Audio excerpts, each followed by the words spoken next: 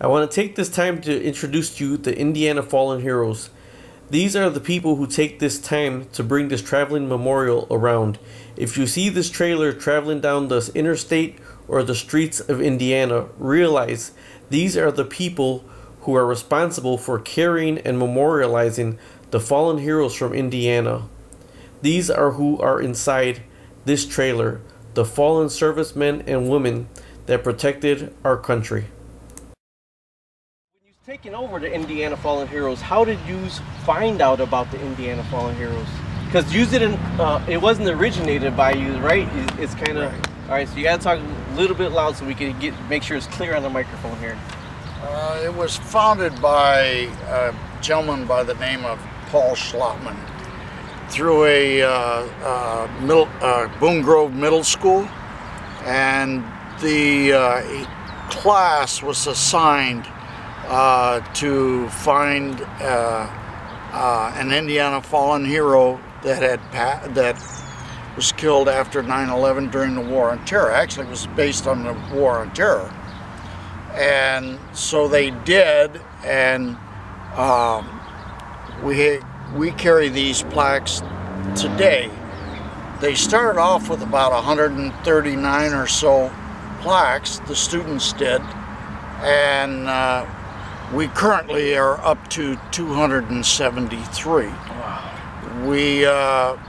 Our numbers show that we're learning is we need to be around 330. That's what our current people are telling us, our resources. We're working on getting those additional plaques. This will be a part of it. Your donation today will help us get that far. The data processing, gathering on each soldier takes so much time. On average, I would say, if I had to put a number to it, 8 to 10 hours per plaque just in data research, not alone getting the plaques made. Okay, wow. So how did you go ahead and acquire it from the person that originated it? Paul was getting employment transfer. He was going to have to move to Ohio, and with the help and he had contacted Bob Carnegie, and Bob in turn contacted Dale Reedy, the senior ride captain for Indiana Patriot Guard, and they put their heads together and said, no, let's contact some Gold Star families and see if they would want to take this over instead of turning it over to some other organization. So Doc, Dale Reedy, and got a hold of us as one Gold Star family and a couple of others, and asked if we would take this over or we would consider this. And of course, absolutely, we said absolutely. This is a part of us, part of our life, part of our blood. And so we're not going to let this go by. Okay. Now, if you can elaborate a little bit more on what is actually a Gold Star family? A Gold Star family is a family that has lost a loved one in the war. And in our case, it's the War on Terror. And if you've lost a loved one, no matter which war, during the war, that is considered, you are considered a Gold Star family. Okay, now this is Sergeant Brian Lenhart. Sergeant Brian Lenhart. Now, how is he related to you?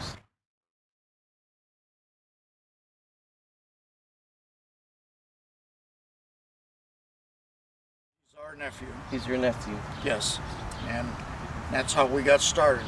With her, Deb and I decided that after that we wanted to do something for our veterans in honor of Brian and those that fell with the Sapper 6. Oh, so he was a member of the Sapper 6. Yes. Okay, Bob, if you can elaborate the Sapper 6, what the Sapper 6 was. Well, we have a National Guard unit that's based in Valparaiso, Indiana. They have about 93, at the time they had about 93 soldiers, and they were deployed into Afghanistan. And in working with them, because I lived in that area, I was told how heavily they're trained and prepared and equipped to go into battle. And the problem is that the families that are left behind aren't prepared. They aren't equipped for the timelines and the distances of which their spouse or father or mother has to serve. And so it's a real challenge. And then after they had been gone for, I think, about 2 months, when they were really in country about 2 months, there was a terrible IED explosion and 4 of the soldiers were killed instantly. 1 survived. And so that was the first element that happened to that unit. That unit is the 713th Combat Engineers based in Valparaiso.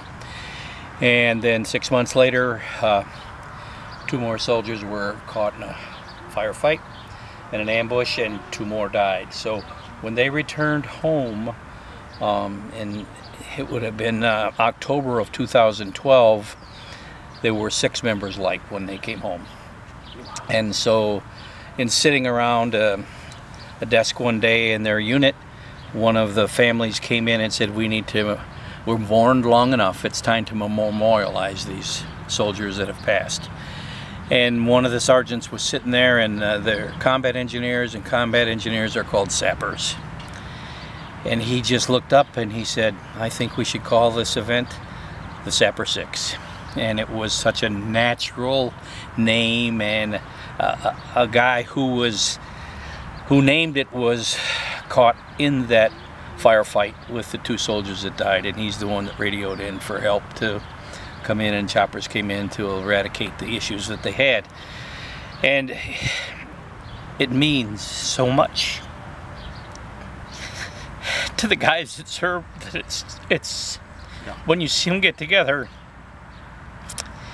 it's amazing. You can see strength in the group, but they're not loud, they're not noisy, they're typical National Guardsmen, but they're humble because they represent these 6 young men. And I can't tell you any more than that. It's just means so much. Over the years, we have met several of them, have come up to us as well as, and we have talked with them. And just as Bob says, they remember a lot of things as if it were just yesterday.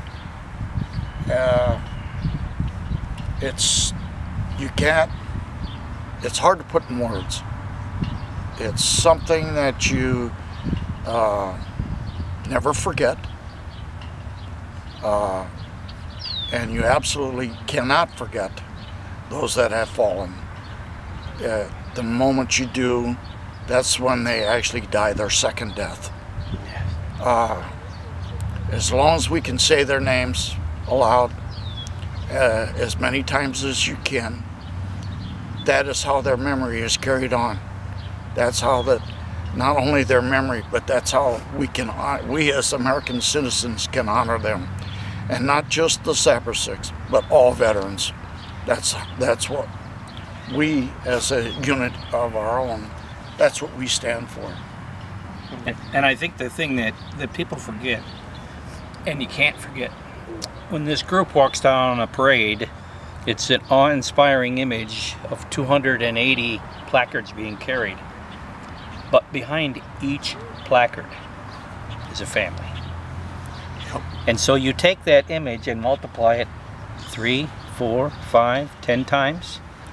In your situation, good grief, 20 or 25 times, right? Right. Yep. And so there's a hole in a family's heart. No matter how many parades we walk in, no matter what we try to do, no matter how many dollars we put in the little basket, that hole can never be repaired. And the only way it can be repaired is by the American public appreciating and showing their appreciation for what these folks have done. And that's why we have the ability to do the things we do on a daily basis, live the way we live, and we forget that this is the only country that has these freedoms. Yeah. Now, Deb, with your experiences with the Gold Star families, have you been contacted from actual Gold Star mothers or spouses? Yes. And I mean, like he said, there's almost no way you can fill that, but I mean, what do you do when they contact you? It makes me very happy when they contact me, because when they contact me, it's because they have seen their sons or daughters, their husbands or wives' placards carried in a parade here locally. We'll get responses from Gold Star parents in southern Indiana that say, I didn't know that there was such a thing. I'm so happy that you're honoring my son or my daughter, my husband, my brother, and it makes me feel good that we're doing something that is making the other Gold Star families happy and keeping their loved one's memory alive. With the yeah, this is the first time I seen it. I remember it was so overwhelming to see as far as a city street and as far as the eye can see of placards. And on the parade, my wife helps me in the parade, and this last parade we didn't have enough volunteers to start off the placard. We actually started the parade off, the Whiting Parade, with about 20 people volunteering.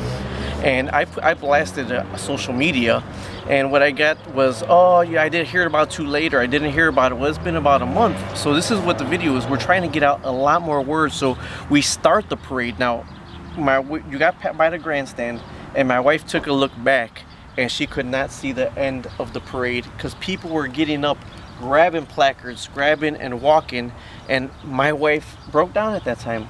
She actually could not believe the support when they seen the parade. I mean, that's when her tears came. Now, in the parade, I was walking, and you see little kids crying, teenagers crying. It grasps your heart to hear that there's 280 people that passed away locally or from Indiana.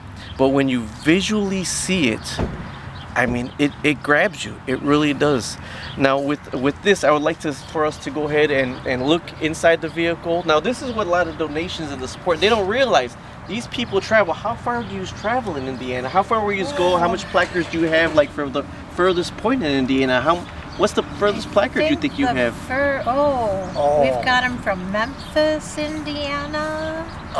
Clarksville, Indiana, which is down on the Ohio River, by Louisville. We go all the way east to the Ohio line, and of course the Illinois line. But we cover all four corners of the state. There's goals. Our goal as doing this is to eventually cover each one of these communities so as to honor the Gold Star family from that community. We in fact just did this yesterday in Monticello. We covered a basically White County's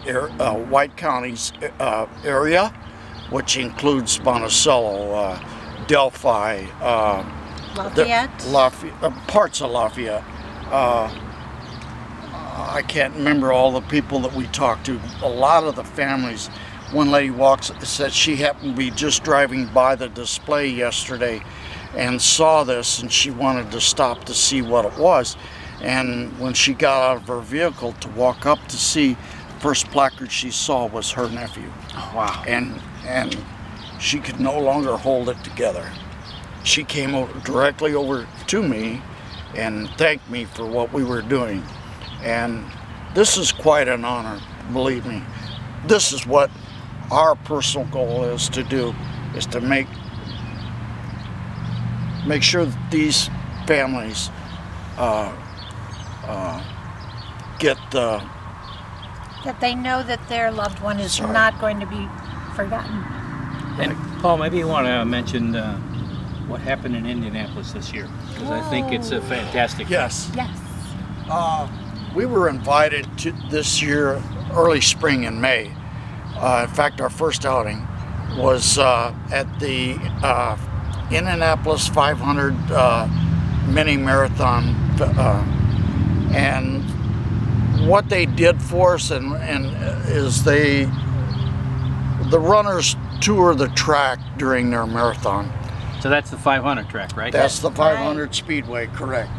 And and so what they did is they asked us to set up what they call the Gold Mile. The Gold Mile, this being its year of inception, is where we will set up our plaques between turns 2 and turn 3. And actually, by the time we get done with our current numbers, we will actually cover that entire length of that track the track people put up flags in between each placard. Now we're talking about runners. There was in excess of 35,400 runners in this event. Deb, tell them. The placards were all lined up at an angle on the back stretch so that as the runners ran by, they could see every name and every face on the placard. And it was an awesome sight because there was never a moment when there wasn't a runner that had stopped, gone over to a placard, either touched it or knelt down in front of it, said a prayer, got up with tears and said thank you. It was awesome. It was absolutely awesome. And I have no doubt that we won't be back there again. We will definitely do that because that spreads awareness to so many people in another part of the state that haven't been able to see it yet. Now, if somebody wanted to try to contact you, that there's a Gold Star family at the furthest tip and they happen to see this on social media, how would they contact you? We have an Indiana Fallen Heroes Facebook page. They can contact us that way. Okay, through Facebook. I'll attach Yes. I'll attach the link to here. Okay. Now, if Paul could take us around back so we could actually see the actual trailer itself. These are followed in the parades. These are the donation boxes because this trailer has to be maintained and has to travel all throughout the state of Indiana.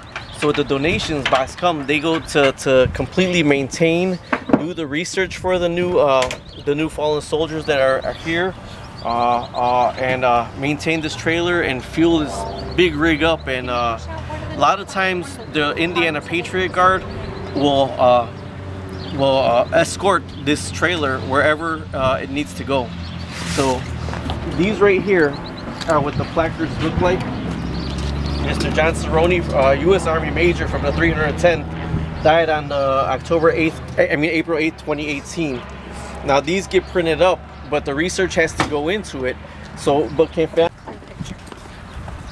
these carts right here are what's followed in the parade. We try to get as much volunteers to carry the placards in the parade before the parade actually starts. But if we don't get enough volunteers, one of these carts will be pushed in the parade and then people come off the sides to grab a placard because they've never heard of the Indiana Fallen Heroes. So this is why we're trying our hardest to get the word out about the Indiana Fallen Heroes so they can be honored in more parades, more memorials, more events. So these right here are the placards of how they look, and there's 2 carts full of placards. And I know the light's gonna change right here, but also there's flags for every hero. So when we walk in the parades, we normally have just the placards, but it'll be awesome enough to have the placards and somebody carrying the flag. Now when they're posted, the placards are posted with an American flag by its side. This right here, what really hits you is when you see this set up. They have the most patriotic music. This is sound equipped, and the most patriotic music is playing when this is set up before the parade. Clear. So you can get an idea of what the people see as we walk down the street. And that metal frame at the bottom is removed. It just slips in and out. So when it's in a static display at an event, the metal wickets at the bottom just go right into the ground and the air freestanding, and then they're removed and we walk with just the placard itself. To give you an idea, a lot of people say that what gets them is the ages. Yeah. The ages, 18-year-olds, 19-year-olds. So one of my social media friends says the oldest person they seen one time was 35. I said there's more than 35-year-olds in there, but she's... I think our oldest is 49, and he was killed at 9/11 in the Pentagon. Wow. Wow. And he's from locally, from Indiana. Yes, these are all from Indiana. Yesterday at the event in Monticello, a young girl came up to her mom and said, "Mom, that boy was only 19 when he died." And Mom had to say, well, there's quite a few of them that were only 19, but he was doing what he loved. He was defending your freedom. And it's awesome that they can explain that to them. Like the other one I just mentioned to you, that there was the little kids in the last parade. They had their candy bags and they were looking for all the floats throwing the candy. Well, the fallen heroes were walking up, and one of their friends told all his friends, look, wait a second, those are the ones. These are warriors. These are warriors. These are the ones that are defending our freedom. And all the kids dropped their candy bags and they started clapping. Now, it's good that they knew that in their heart that these were the ones that sacrificed to keep the freedom alive, but they didn't realize the sadness behind it, that these were the ones that actually sacrificed their lives to keep that freedom alive. We have others. Crown Point, Munster, Highland, Hammond, Gary, just to name a few, Maryville, of course, Lowell, Valparaiso, just to name a few from our locale just right here. Dyer, of course. We had a placard made up just before the mini marathon. It was a soldier from Crown Point, and Chavez. no, actually, no, it was at the DAV walk in Highland. We had it made up, and his mom showed up at the event and saw her son's placard for the first time, and it was, although it was sad to see her reaction, I was very happy that, you know, I knew those tears were happy tears of hers. Still being remembered, exactly, and exactly. honored. When you think that your loved one is forgotten, and you see that somebody's out there trying to spread the word that we can't forget them, it's a good thing. Yeah. Now I've shared this on social media plenty of times because there are family members in Indiana, and possibly some that moved out of Indiana, that did not realize that their family member is still being honored in parades, in memorials, in events. So I have shared this on social media, and I will continue to share this on social media, so every Gold Star family from Indiana realizes that their family member is still being honored, and possibly they can see it at some point. Like, to me, with this it's similar to the Vietnam Memorial, how people go there, and when they see the name on the wall, when they see that name on the wall of their family member, it just it hits you. It really does hit you. Well, that's my passion with this, is that to let every family member know that it has somebody in here, that your family member is still being honored. By the same token, too, we're not perfect, we're human. We believe we have as many names as possible, but there's always that possibility that we do not have your son or your loved one's placard. So if you question that, please ask us. We beg you to ask us, because we want to make sure that we get every Gold Star family included. I think the important thing is what Deb said, and that when you see a placard, you know. Oh, yeah. It's very sad, and at the same time, it's wonderful. Yes. And that combination of feelings that run through you make this very special. And I can only tell you, as a Vietnam veteran who's been to the wall several times, that can't be put in words. Right. Just as this cannot. And something else that we probably should mention is that a Gold Star family is not only one whose loved one was killed in action, but also one who may have died as a result of having served, or it could be an active duty death. We have, I know at least one of these new placards that I made. A dad contacted me and said, well, I didn't realize until recently that I was actually a Gold Star parent. I think my son had been kind of swept under the rug. What happened was he did his service, he was home on leave, and he had been home for a month, and he was hit by a car and he died. That's still considered an active duty death. So that family is a Gold Star family. His father now has a placard for his son, and I think he's very happy to have that. Along with that same thought, even the soldiers that come home and they actually come home and they spend a month or two, whether still they're just debriefing or even after they are home, and they go through this period of time called PTSD. PTSD is very, very real, and people need to know that when these soldiers come home, they're not like they were when they left. So we have to talk to them, bring them back to our American way of life and thoughts. But some of the times the current rate is 22 a day we're losing to this, and sadly to say, we have some of those PTSD people placards here. I won't mention any names because sometimes the families feel a little put out by that, and of which they shouldn't, because their son or daughter, whoever it might be, they also need to be honored for their service. And this is also a part of the war on terror. Well, I want to thank everybody for their time today. This is July 8th. They just set up and down about how many times this past weekend? Oh, we did 3 parades. We did a parade Tuesday evening in Highland. We did a parade Wednesday morning, July 4th in Whiting, and then Wednesday afternoon in Crown Point.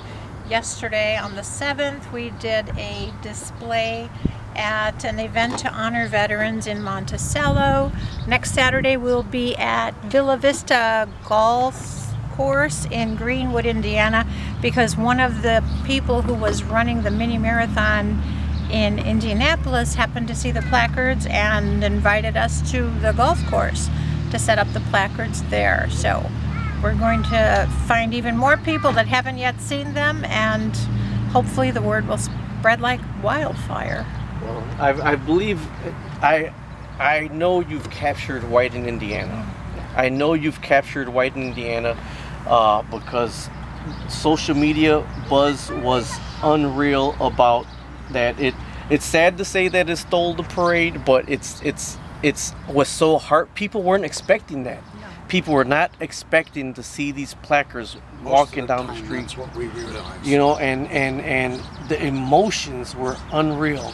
So I do appreciate you for your time coming out and spending this time with me, because it's my passion to share this word. And not only with the Indiana Fallen Heroes, I challenge every other community out there, every other state out there, to try to do something similar, because this is truly, like you says, I mean, it does not leave behind. It's a second death when they're forgot about. Do not forget about them. Thank you very much for your time coming out here. I sincerely appreciate it. And we're going to continue spreading the word for you. Thank you so much. We appreciate that. Thanks, Robert. These are the sponsors right here? Oh, wow. So once I let the gate down, you won't see them. Okay. All right, these are the sponsors that helped travel it or help put it together? They help put all of this together. Help put all of us together. Yes. NIPSCO Family Express, DTRV Repair, Indiana Patriot Guard, DAV, Versatile Real Estate Solutions, Folds of Honor, Simcoe Signs, Unforgetting Souls Motorcycle Club, Honor and Remember, Accutech Electronics, Rosewinkle Insurance, Frank Marvan. He does a lot with veterans. Okay, so these are the sponsors for the whole thing together. Yes, they have given us donations to be able to do what we do. Okay. The purchase of the plaques, maintenance on the trailer, purchase of the trailer, decorations for the trailer. What people don't realize is the maintenance that goes into it. We'll get into this though. Okay, yeah. I wanted to get the sponsors. Mm-hmm. All right, want to go ahead and open it?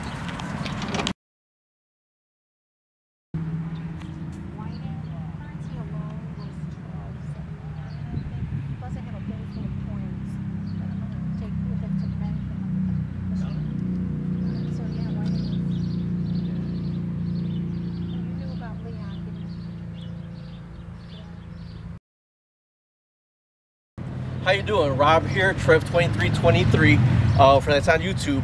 I'm here with Bob Carnegie, Deb, and Paul Rosewinkle with the Indiana Fallen Heroes. I'm sorry, this is my first time kind of doing something really professional.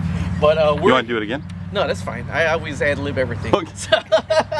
Okay, but what we want to bring to your attention today is the Indiana Fallen Heroes. They've been in a bunch of parades, and the DAV Chapter 17 has been trying to really give them support and really get a lot of people walking. But we're going to begin with something from the Disabled American Veterans Chapter 17. We have a check for $1,000 as a donation to the Indiana Fallen Heroes because we really believe in what you do. So this is for you right here as a donation. We actually put it on the floor for $500, and the chapter members would not take $500. The chapter members, this is the whole chapter, they doubled it, and they said to give you $1,000. If you'd like to say something on that, well, I think the most important thing is that your values line up with our values. They do. And we're very, very proud to be a partner with you, to the focus we can be, and what you do for this country is what we want to do for this country. So thank you very much for your efforts. Thank you very much. Okay, now you guys be